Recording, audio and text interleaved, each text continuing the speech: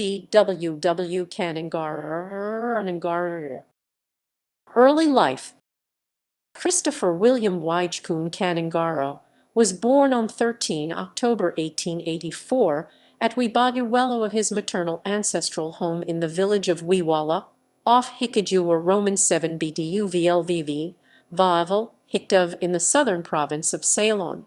It has been inaccurately quoted that Kannangara was born in Random, off Ambalangoda.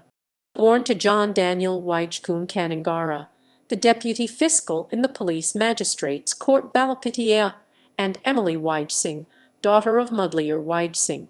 He had 4 siblings and his mother passed away when he was small. His father remarried and 4 more children from his second wife. Later, he lost his job and the family went through financial hardships. Education.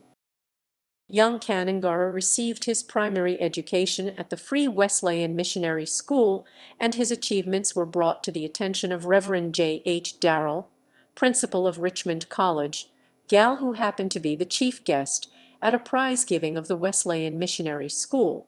Having noticed that most of the prizes were won by Kannangara, he is said to have remarked, "Son, you may have to hire a bullock cart."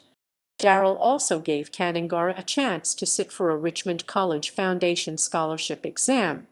Excelling in mathematics in the exam, he won the scholarship, receiving an award for free board and lodging at Richmond College. There he received the education of an elite school of the times, far superior instructions to that offered at his school. Kannangara was regarded as an excellent all-round student at Richmond, leading the Ceylon and British Empire list in mathematics at the Cambridge Senior Examination in 1903. He also captained Richmond College in first 11 cricket in 1903 and was a member of the school soccer team the same year, winning colours for his performances. He was also regarded as a fine debater and actor.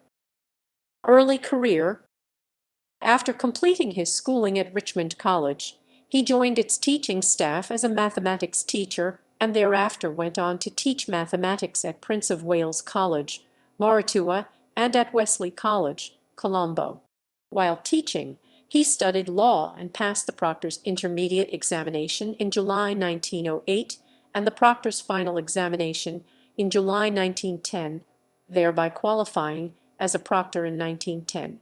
That year he left Wesley College and came to Galle, where he started his legal practice in civil law.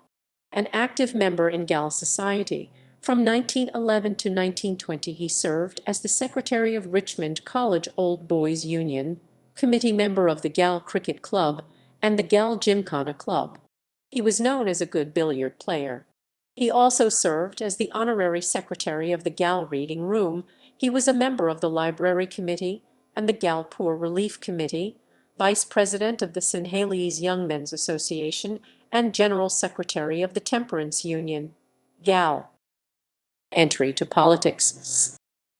Kannangara joined Anagarika Dharmapala's historically significant temperance movement and worked actively with its leaders, including Sir D. B. Jayatilak, D. S. Senanayak, F. R. Senanayak, and Arthur V. Dias.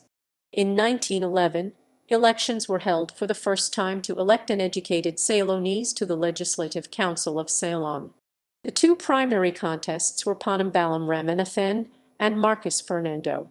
Strongly supporting Ramanathan, Kannangara was elected honorary secretary of the committee supporting Ramanathan in the southern province. Ramanathan was elected to the Legislative Council over Fernando.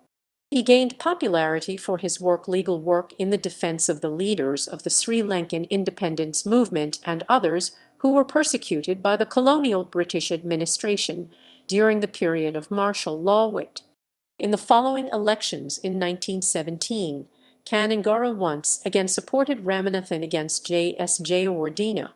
That year, Kannangara had formed the first political association in Galle, the Galle National Association.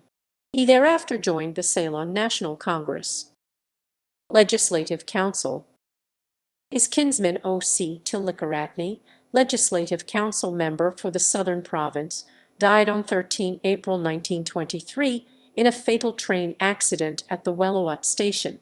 Kannangara contested for the vacant seat in a by-election that was held on 23 May 1923 and was elected to the Legislative Council with a majority of 1854 votes against David de Silva Hoog.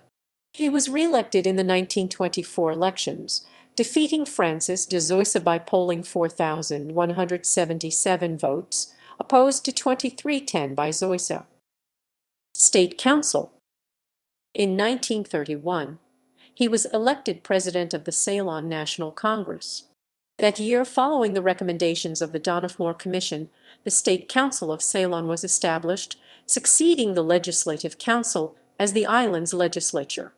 Kannangara was elected to the State Council, defeating S.H. Tahaniake. For the first time, the State Council, which had its members elected via universal suffrage, compromised executive committees and ministers. Kannangara was appointed as the first chairman of the Executive Committee of Education in the State Council and thus became the first Minister of Education of Ceylon in 1931.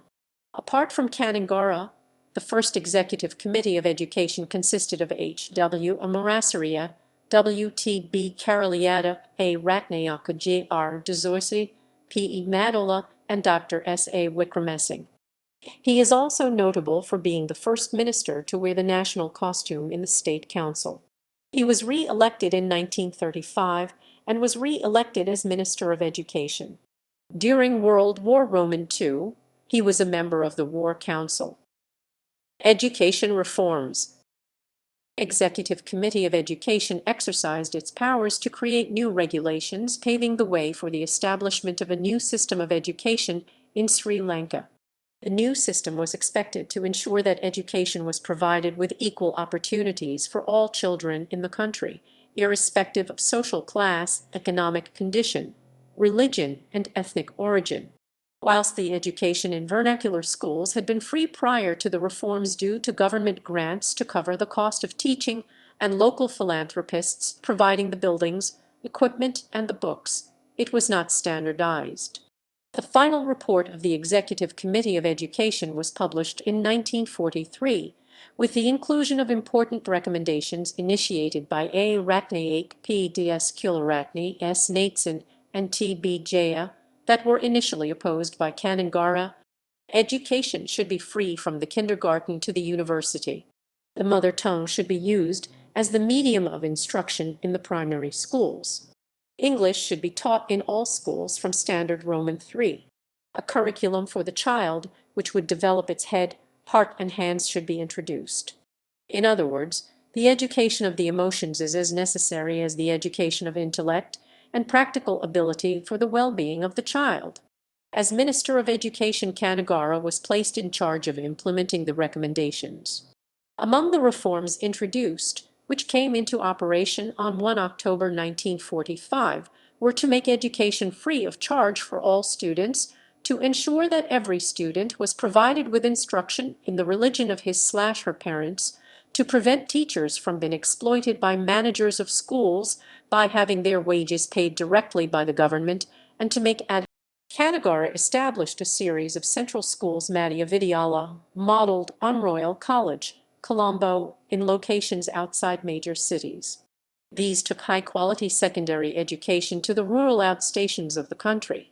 His objective was to create a central school in every electorate in the country, and as such, while in 1941 there were 3 central schools in the country, by 1945 the number had increased to 35. First Central College established in Akurumboda, Matale. In 1943, Kannangara also launched an annual scholarship program, which provided the opportunity for the 20 best performers of the scholarship exam to get free board and lodging in central school hostels. During his 16-year period as Minister of Education, he also upgraded ancient Puravinas, educational establishments for Buddhist monks, and established the University of Ceylon, the first university in Sri Lanka. Further, Kannangara took steps to abolish the 2-tier school system, where English was taught to privileged students and the vernacular language was taught to the rural masses. While he laid emphasis on teaching Swabasha native languages in schools, he also advised that students should learn English to compete in the modern world. Kannangara was a strong supporter for the establishment of the University of Ceylon and the University Bill passed by the State Council on 1 March 1942.